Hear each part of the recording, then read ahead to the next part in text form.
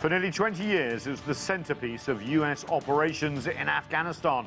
Now the American convoys have rolled out of Bagram Air Base. And the June jobs report in the U.S. is encouraging for workers and the recovery of the U.S. economy. Hello, I'm Nathan King, filling in for Anand Naidu, and this is The Heat.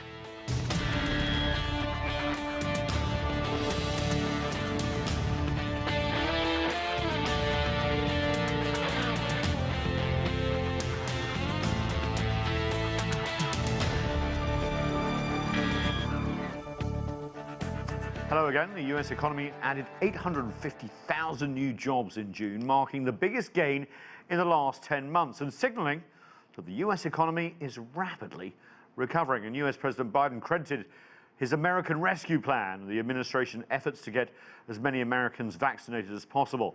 But overseas, the remaining American forces have left Bagram Air Base in Afghanistan, and the US's largest military installation is now closed. President Biden has pledged to remove all US combat forces by September the 11th, the 20th anniversary of the attacks here in Washington and, of course, New York. For more on those stories and other top headlines, let's bring in our panel. Joining us from California is Spencer Critchley. He's a Democratic strategist and author of Patriots of Two Nations. And from Miami, we have John Quelch. He's the Dean of the Herbert Business School at the University of Miami. And from Washington, D.C., we have Adolfo Franco. He's an attorney and a Republican strategist as well. Let's first of all turn to Afghanistan. And Adolfo, I want to get your opinion on what's going on. There is a rapid drawdown. Donald Trump, the former president, set this in motion. Joe Biden happily picked up the mantle of ending the longest war in U.S. history. But does this sort of smack a little bit of leaving just as the country may descend into chaos? Well, that's absolutely right, Nathan. I'm really concerned. As you know, I worked for Senator McCain, who for a very long period of time said that any type of withdrawal, you certainly don't announce a date certain. So I think that was a mistake for this administration. You're absolutely right. President Trump has for a long time talked about, and just recently, ending the endless wars. But this timetable and the rush to do so is alarming. Keeping in mind that President Obama's own Secretary of Defense, Bob Gates, said that Joe Biden's been wrong in every foreign policy decision for the last 45 years. I fear it's too quick. You saw today's news conference where the president was was very angry, really, at reporters asking him what he called negative questions about Afghanistan. They were simple questions of, for example, will you support U.S. troops that remain there? There's no game plan, in my opinion, so I agree that this is concerning. Well, I mean, I'll pick that up just quickly before we go to Spencer. I mean, there are no good questions when it comes to Afghanistan, let's face it. I mean, Bagram Air Base was built by the Russians. They left with their tail between their legs. And Biden's point is this is an endless war, the longest ever, trillions of dollars. Essentially, the mission at the beginning was to stop it being a base for terrorist attacks like we saw from Al-Qaeda, and then it morphed into nation building, and now's the time to get out. True, but if you saw the president's remark, he says, quit asking me negative questions. I think. Well, I mean, you know, let's address Afghanistan. I mean, we can deal with the domestic politics in a bit. Yeah. Well, with just the bottom line on this is I think the president is perturbed because he's fulfilling a campaign promise very quickly. And I don't believe in 3 or 4 months they do have a game plan. There's just not enough time to have a game plan. And I think this will end up very badly for the Afghani people. It will. Well, I mean, as you know, there's intelligence reports that have been leaked to the press that suggest Kabul and the government in Afghanistan could fall within 6 months. Spencer, let me turn to you. I mean, you know, Afghanistan is one of those problems that Democrat and Republican presidents and administrations have faced for the last 20 years. Is it right to get out now? I don't know if there is a good time to get out. I would note, just for historical accuracy, that President Trump's deadline was May 1st. Of this year, already long in the past. So if President Biden is in a rush, it's 6 months after or so President Trump's deadline. And Bob Gates has walked back those comments about Joe Biden and said that he would really not say the same thing now. The most important thing, I think, is this is a fiendishly difficult and painful problem. It's hard to imagine when a good time to leave Afghanistan would be. I agree that we have to be responsible about this whenever we leave. I think that under President Trump, we suddenly abandoned virtually overnight our Kurdish allies, for example, in northern Syria, which caused resignations. People were so shocked at it. But we have to make sure whoever's in charge that we do this responsibly. It's going to be messy and painful no matter what because of the state of Afghanistan, I would say. And we can't just cut them loose. I want to bring in Joseph Williams. He's the senior news editor with US News and World Report here in Washington, D.C. Joseph, you know, obviously you're a journalist with a lot of experience. And, you know, even though we haven't seen pictures like it, helicopters leading rooftops of Saigon sort of feeling a little bit in terms of now Afghanistan being the longest of American wars and probably just as successful or unsuccessful as Vietnam. Is that where the sort of national psyche is going to be, do you think, as we see this power vacuum potentially filled by a resurgent Taliban? Well, I think one of the reasons why we had such a quiet exit is so you didn't want to get those images of helicopters landing on rooftops and refugees rushing to leap onto the skids. I'm not sure you would get that anyway in Afghanistan because the Afghans are very much still in the middle of a fight for their country. They're still very much in the middle of trying to realize their dream of independence. And certainly the Americans leaving does great damage to that.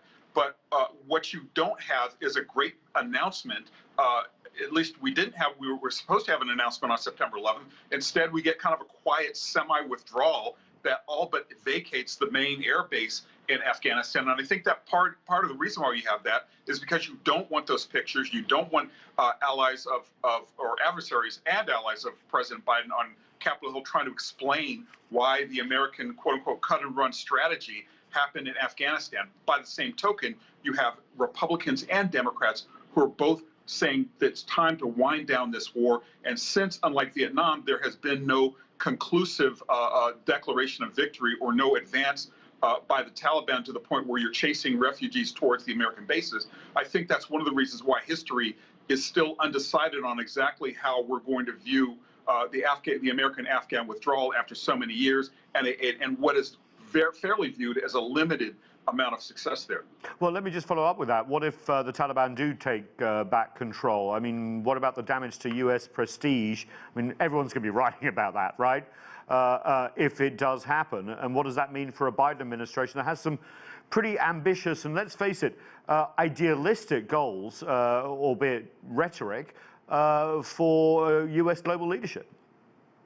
Well, it's going to be a setback, to be clear. Already, you're hearing reports of Taliban setting up roadblocks, of taking control of villages and cities. They're very much poised to retake Kabul at this moment, and all the Biden administration is doing right now is basically withdrawing all its troops and trying to throw more money at the problem. They're going to support the Afghanistan government with billions of dollars. They're still going to be training Afghan pilots and Afghan military, but that's not going to be the same as having U.S. troops on the ground. We've seen over the years very many problems with Afghans not necessarily standing and fighting it to the last man, or being poorly trained and not having strategic interests on their side. So I think it's going to take a real hit. It's going to be a real hit. That being said, Afghanistan has been called a graveyard of empires for a reason. The Soviets went there, were defeated. They had to do some rebuilding on their prestige. I trust the Americans will probably have to do the same. Yes, and being a Brit, we are well schooled in never have a land war in Asia, especially Afghanistan. Let's switch to the U.S. economy. Let me bring in John Quelch in Miami. Very interesting jobs report that we just saw for last month. The unemployment rate dropping again. Well, more people entering the labor force, but 850,000 new jobs. That sort of beat expectations. Let me just play President Joe Biden. He really feels that the economy is really a strong suit in his first year in office. Let's take a listen. This is historic progress, pulling our economy out of the worst crisis in 100 years, driven in part by our dramatic progress in vaccinating our nation and beating back the pandemic, as well as other elements of the American Rescue Plan. John, what do you think? Is the glass half full and rapidly filling up, or is this a sort of bubble in the making?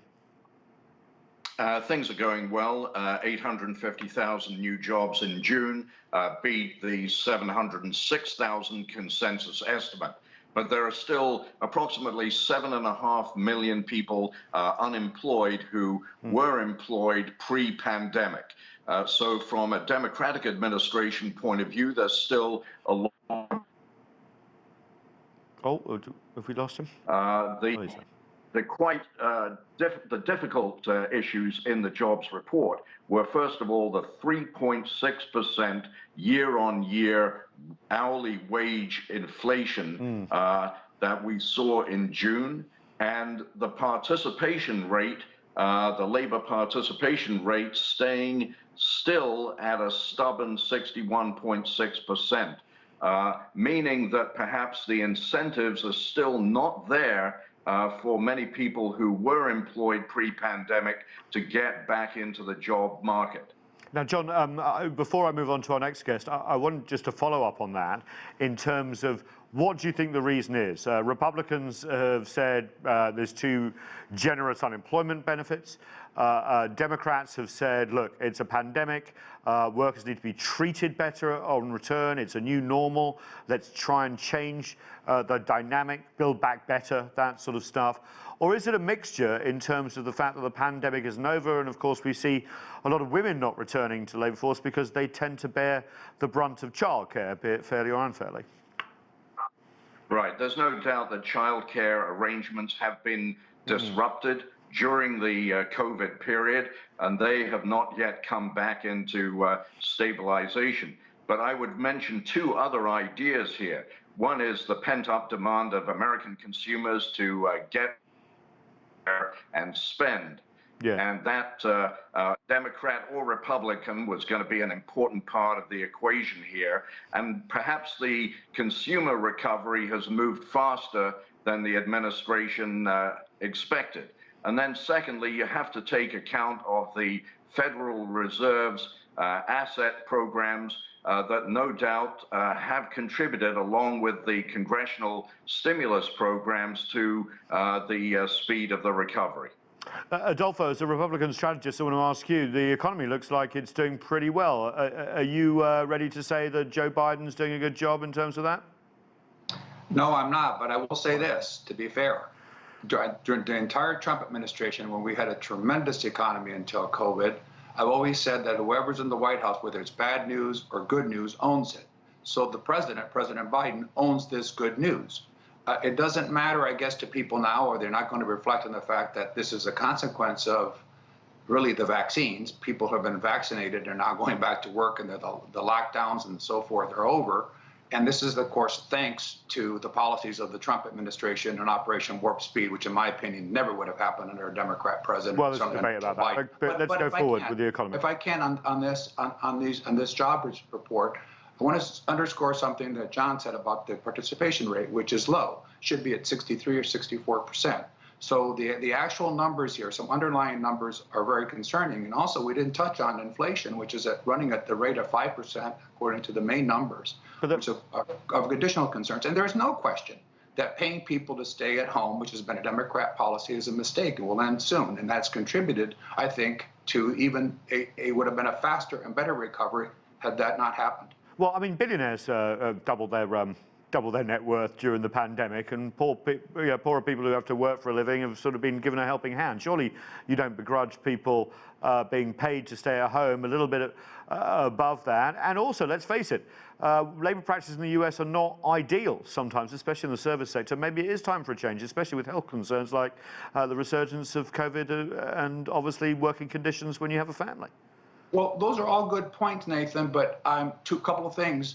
The way this was applied, as you know, it didn't make sense. In some states, people being paid $40,000 for jobs that they were actually being paid more than with unemployment than they were receiving before. That made no sense. So the approach, which was debated, hotly debated, didn't make sense to a lot of Republicans. Absolutely agree with the helping hands, but now that we're well into the vaccination period, even before, I'm not sure extending these benefits through September make any sense.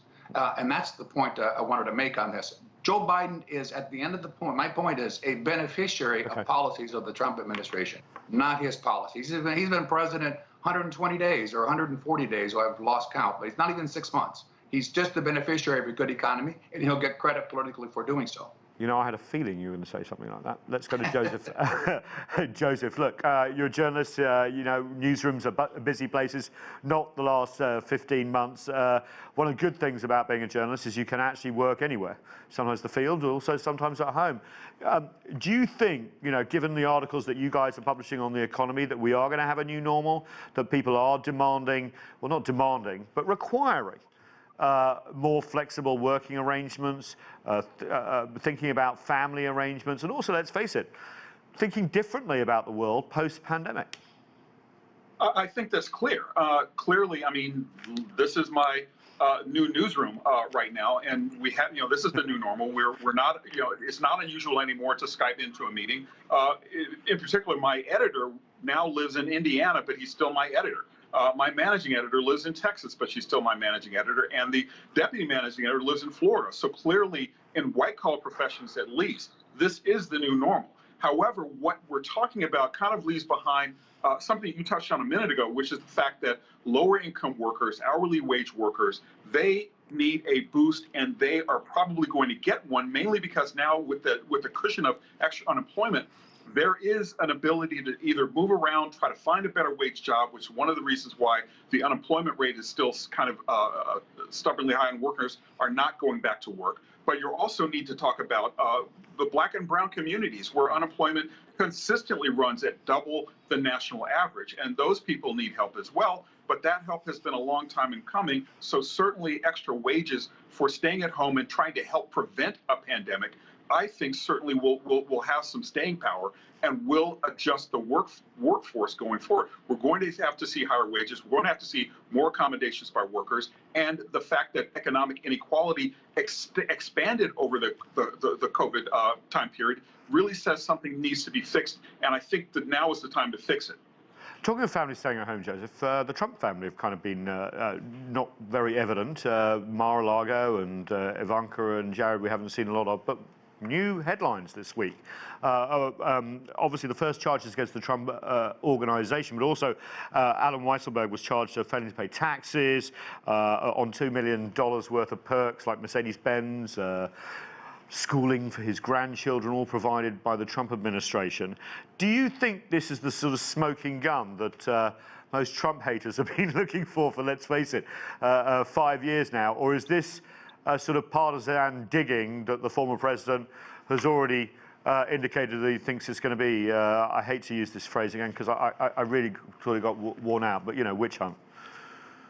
Well, I think if you're a supporter of Donald Trump, clearly it's a witch hunt. Thanks. But if you're a supporter of the rule of law and of logic and evidence and facts, this is the evidence of a criminal conspiracy that's been around for a long, long time and that finally is being called to account. Now, look, over the course of his time in office, Donald Trump had been accused of many, many things and had managed to evade a reckoning on all of these improprieties, self-dealing, nepotism, those sorts of things that were carried out in plain view.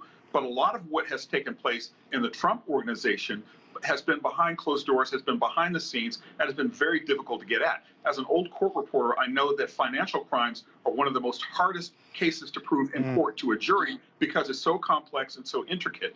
I don't think we have a smoking gun here just yet. I think that prosecutors are leading towards the president if evidence and what we see is to be believed. But I think we have a long way to go before Donald Trump may be seen in irons, and even then, there is a lot of maneuvering to happen between now and then. Spencer, let's bring you back in. Sorry for the delay, but talking of Donald Trump, he was at the border this week, the southern border between the US and Mexico, one of his favorite places. Still build that wall resonates in our heads as journalists the last 4 years, but he used the opportunity to complain about the previous election as well. Let's take a listen. I'll get your reaction off the back. We have a sick country in many ways. It's sick in elections and it's sick in the border. And if you don't have good elections and if you don't have a strong border, you don't have a country. Yeah, and he also announced on Fox News to Sean Hannity, no surprise, that he's ready to run again in 2024. What do you make of all this?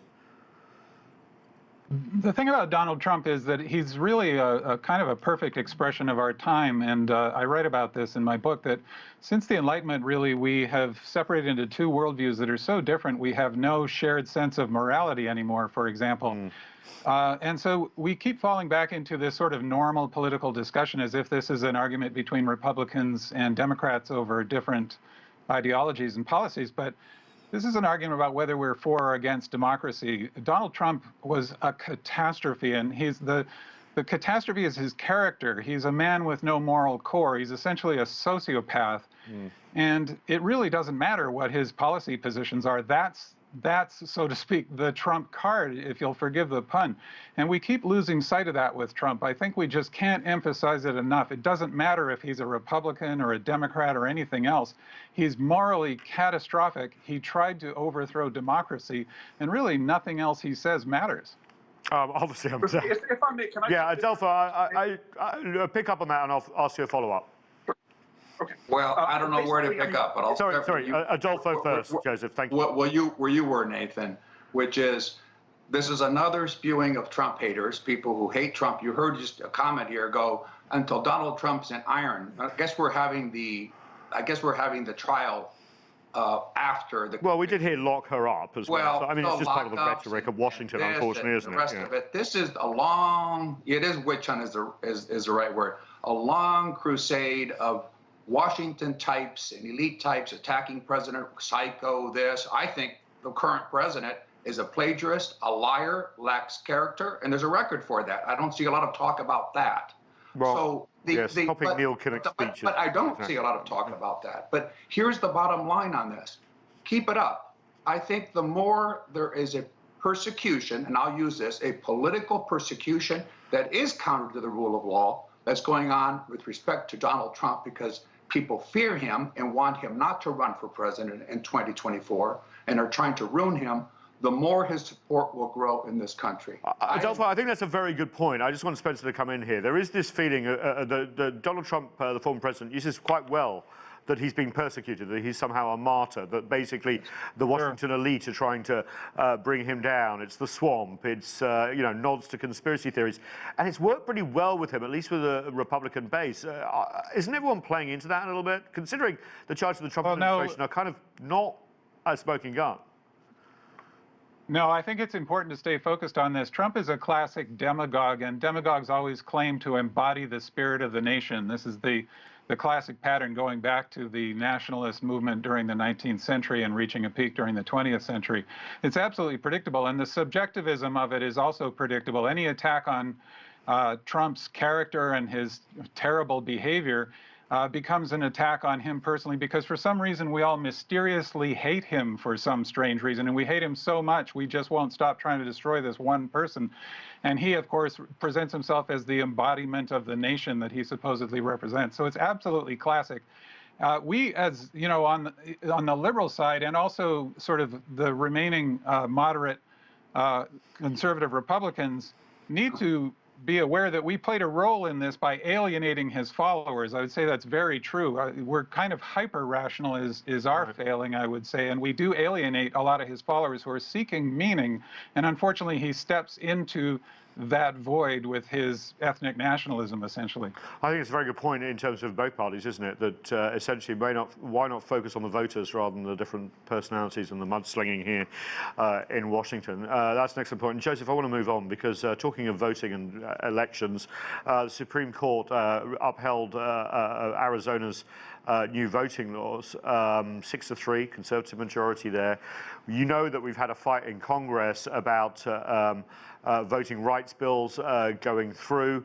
Where are we with this? Because obviously we've got the midterm elections coming up. We had a squeaker in Georgia and all the finger pointing for the former president. This is quite an incredible fight that we haven't seen the likes of for decades, right?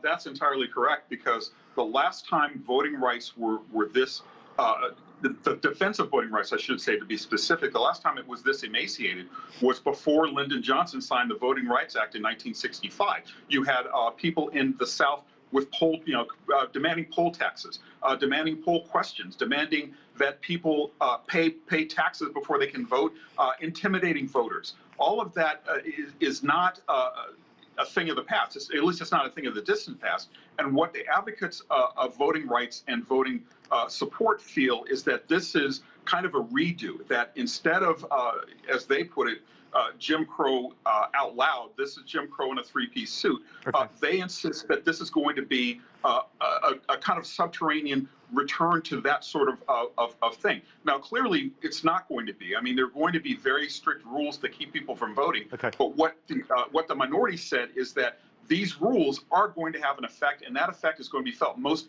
deeply with people who are Democratic constituencies, and that seems to be no accident. Adolfo, I want you to answer this in 30 seconds because I want to go to John for the final question. Why are Republicans trying to stop people from vote across the country? I'm not stopping anybody from voting. You have to read the majority opinion, which is very clear, is that's the integrity of the ballot. This is about ballot harvesting.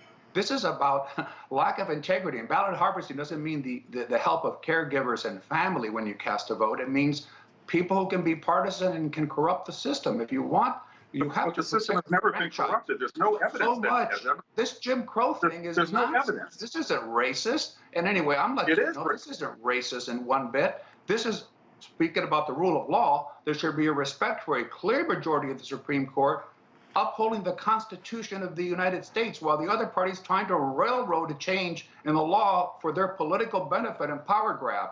That should be the two Supreme Court justices are pretty close to being railroaded onto the board. Democracy. Okay, guys, this debate is very heated, and I think we need to have another show on it, actually, to be perfectly honest, especially after the ruling this week. I just want to end with John, because, look, if you're a homeowner or a stockholder, or you've got a business that sells lumber, you've done very well in the last 6 months to a year, 15 months. But if you have been on the other end of the economic spectrum, it's been pretty rough. Where is the US economy heading? Are we looking at another bubble that may burst and the consequences that follow? Or is this just a spring back because the depths we sunk to so quickly in the pandemic? It's a very good question. When inflation starts, it usually starts as a transitional phenomenon. People think that the current wage and price inflation are both related to the bounce back from the pandemic and supply chain disruptions in both the labor market and the goods market. But actually, typically, long-term inflation moves do start with people thinking that they are transitional and temporary. And I think there's a really serious concern that we have to be alert to, that we are going to see significant sustained inflation. And I believe the Fed will have to raise rates by the end of this year. Okay, from the economy to Afghanistan to voting rights and Donald Trump, we're still debating these issues. Thank you all for our panelists. The good news is we don't have to do Zoom calls or Skype because it's the weekend. Thanks. This is it for this edition of The Heat. I'm Nathan King, Washington, D.C. Thanks so much for watching. See you soon.